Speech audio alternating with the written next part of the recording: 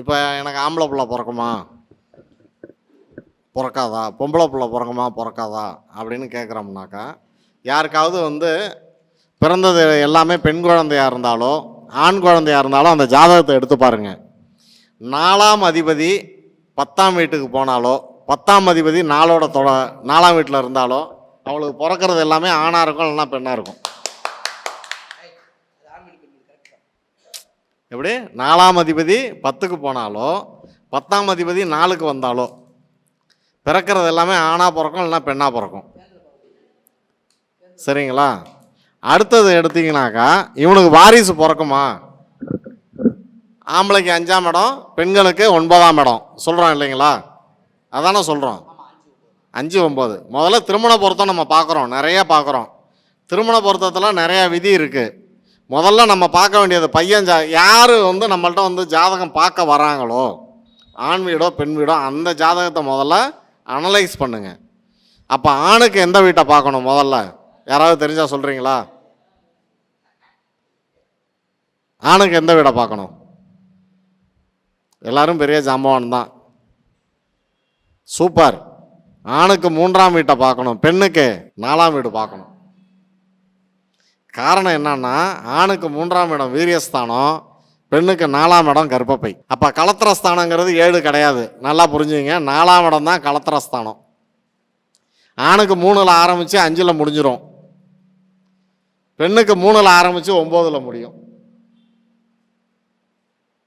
ரைட்டா?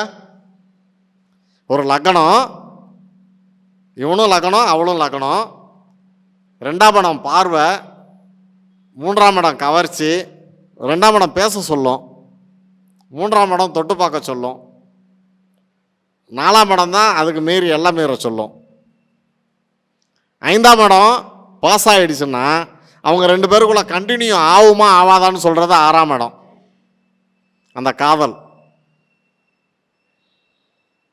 அதுக்கப்புறம் தான் கடைசியாக 11க்கு போகணும்னு வச்சுங்க.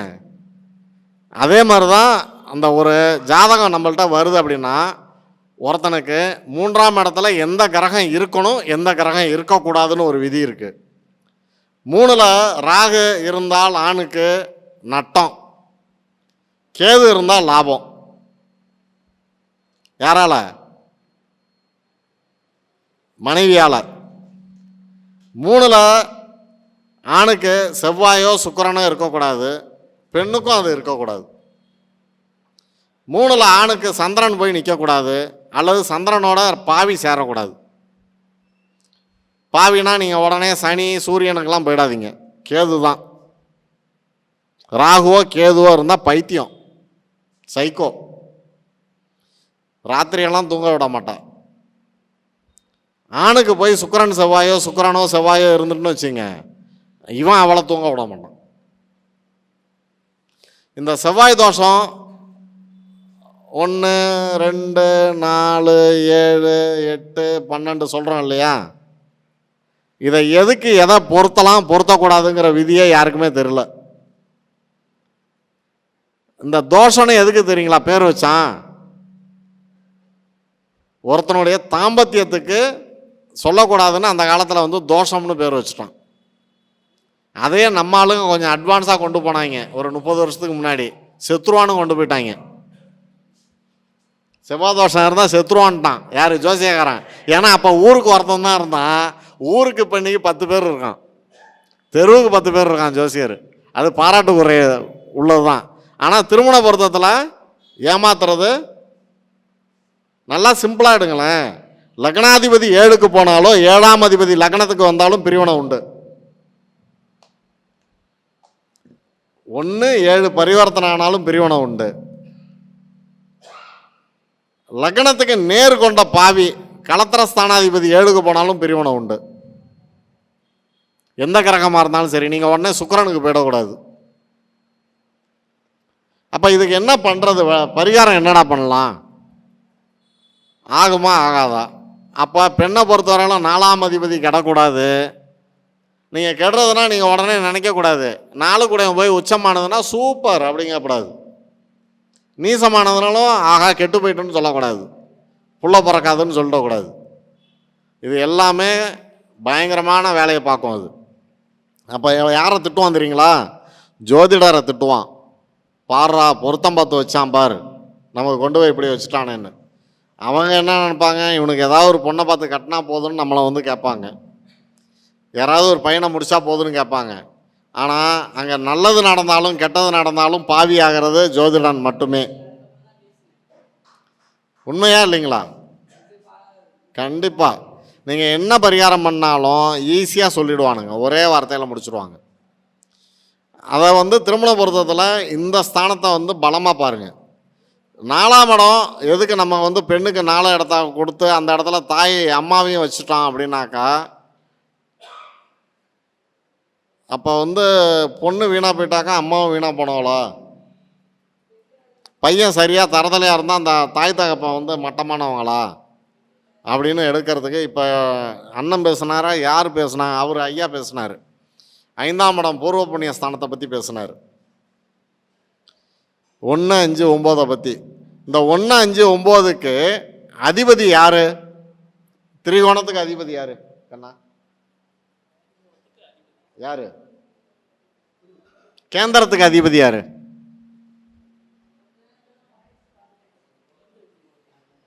சொல்லுங்க, நல்லா புரிஞ்சுங்க. திரிகோணத்துக்கு அதிபதி சூரியன். 1ஆம் காலபுருஷத்தில் 1ஆம் வீட்டுக்கு உச்சமாகவும் 5ஆம் வீட்டுக்கு ஆட்சியாகவும் 9ஆம் வீட்டுக்கு பாவகத்துக்கு அதிபதியாகவும் வருவார்.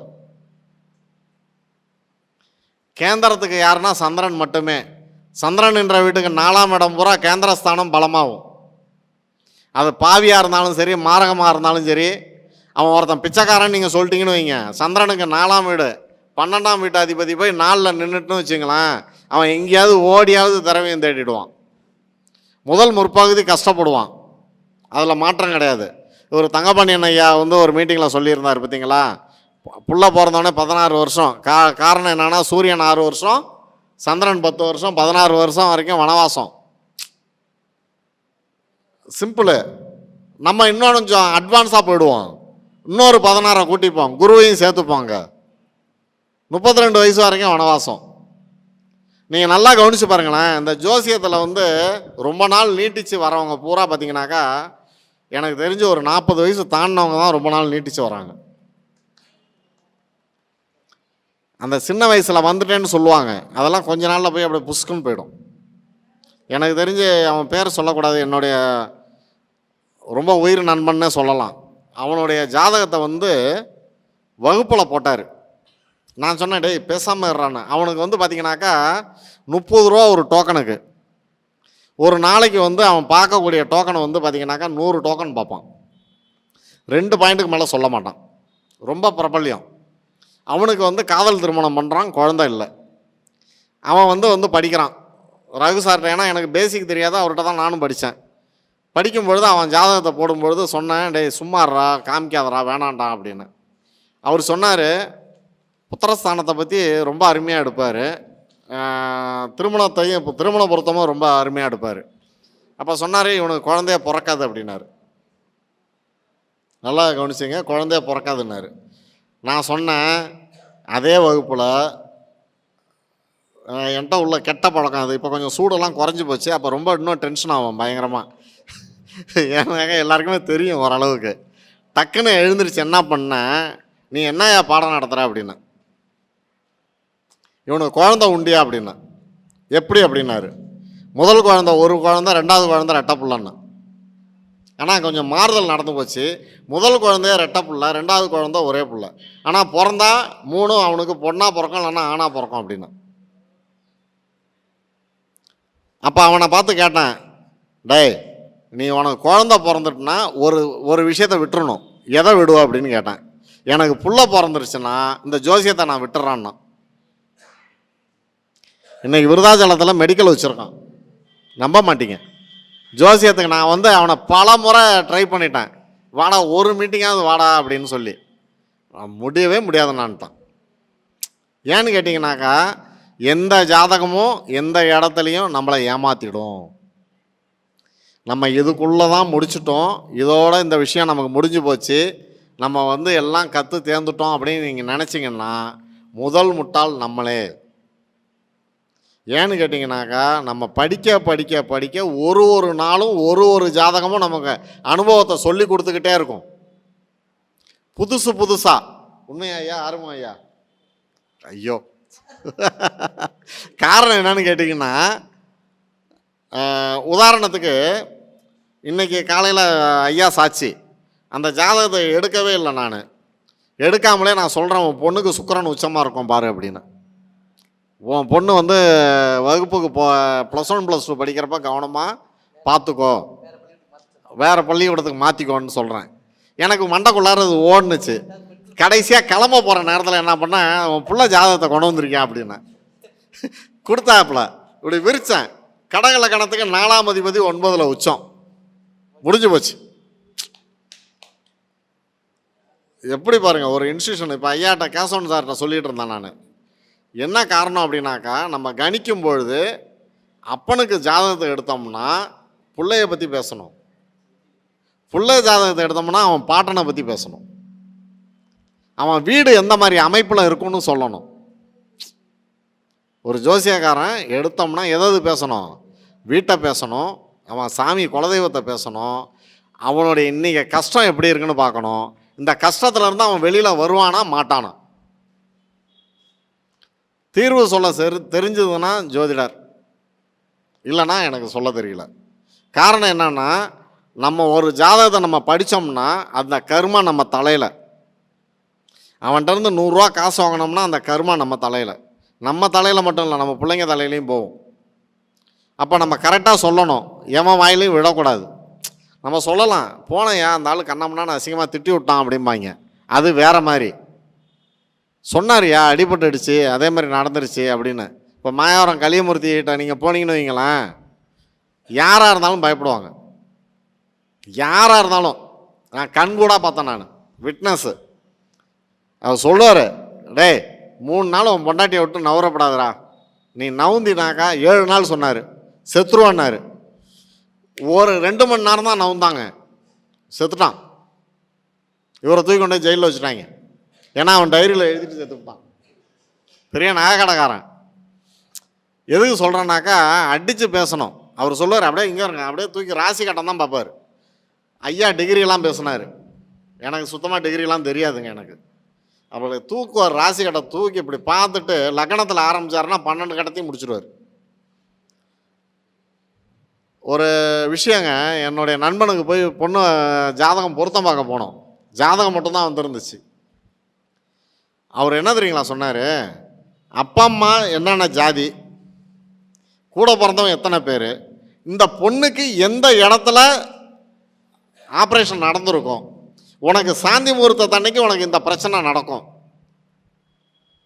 நீ இந்த கிழமையில பாரு, இவ தான் பொண்டாட்டி, இத்தனை புள்ள தான் பிறக்கும், இவ உன்னை விட்டு பிரிஞ்சு போவா, அதுக்கப்புறம் உனக்கு 43 வயசில் 2வது கல்யாணம் நடக்கும், அதில் ஒரு குழந்தை உண்டாகும், அதுக்கப்புறம் தான் உன் வாழ்க்கை சிறப்பாக இருக்கும் அப்படின்னாரு.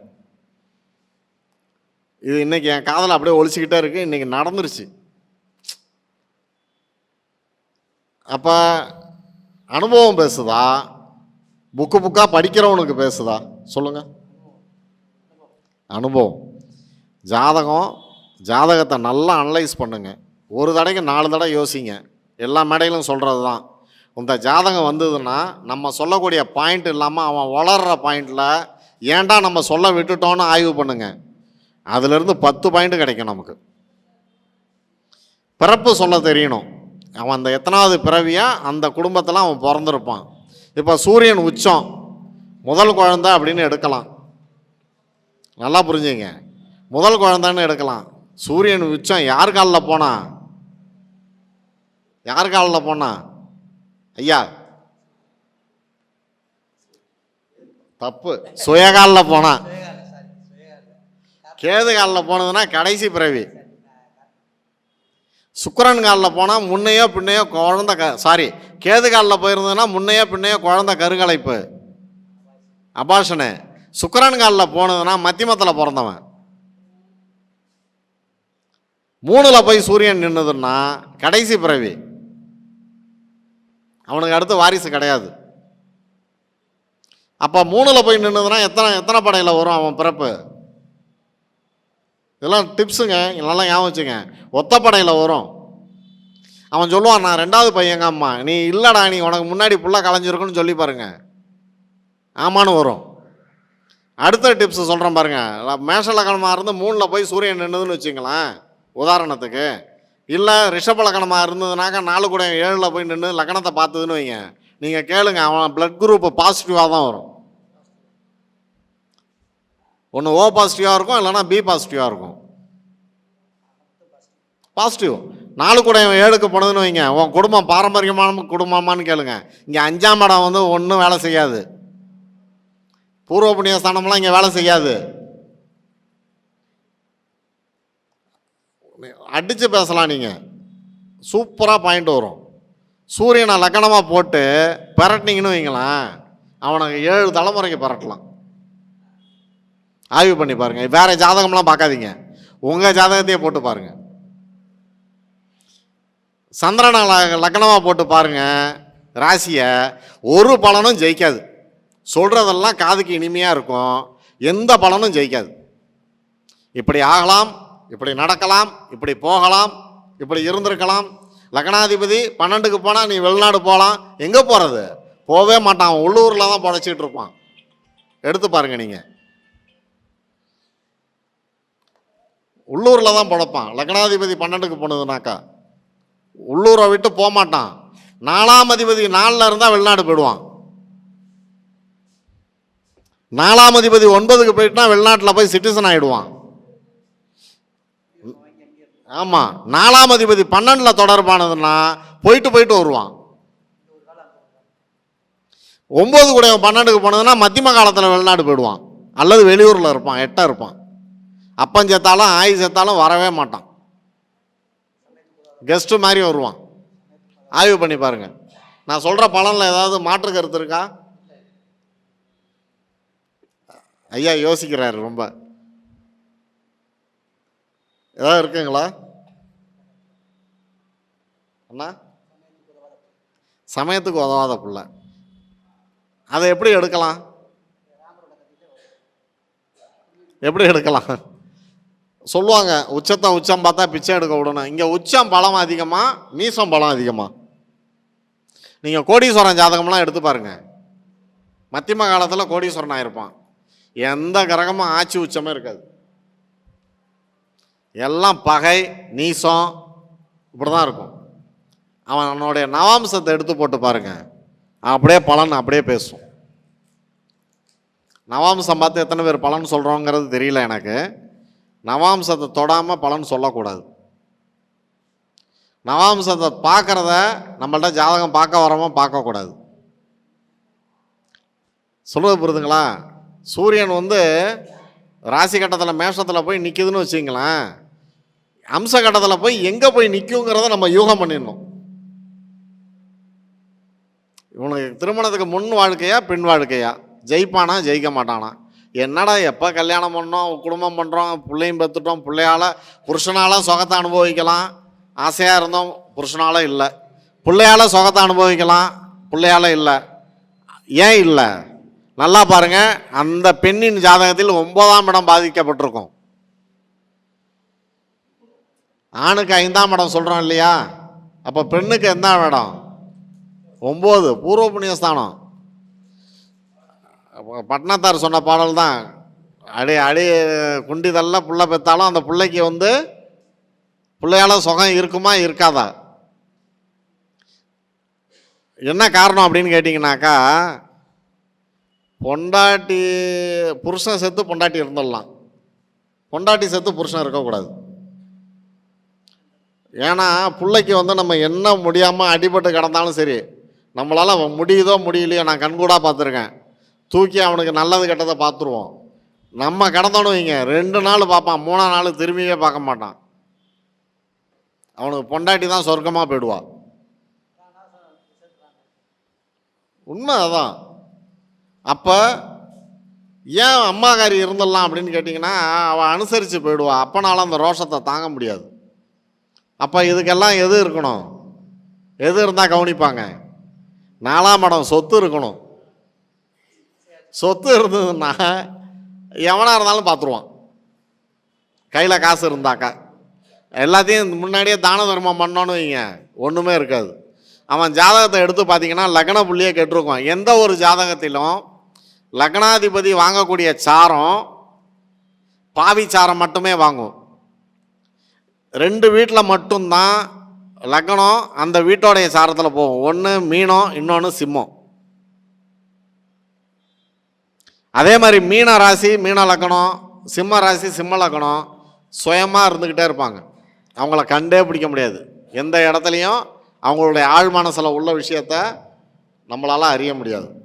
ஆனால் நம்ம ஜோசியக்காரவங்களுக்கு பெரிய கேள்விக்குறியாக உள்ளது ஒரு லக்னம் உண்டு. தெரியுங்களா? என்ன லக்னம் ஐயா? கும்பலக்கணம். ஜோசியக்காரன் குடுமையை பிடிச்சி ஆட்டுறது. கும்பம் விருச்சகம் வந்துட்டுனாக்கா ரொம்ப கவனமாக பலன் சொல்லணும். படி தாண்டதுக்குள்ளே நம்மளை ஏசி ஏசனம் ஏலம் விட்டுட்டு போயிடுவான்.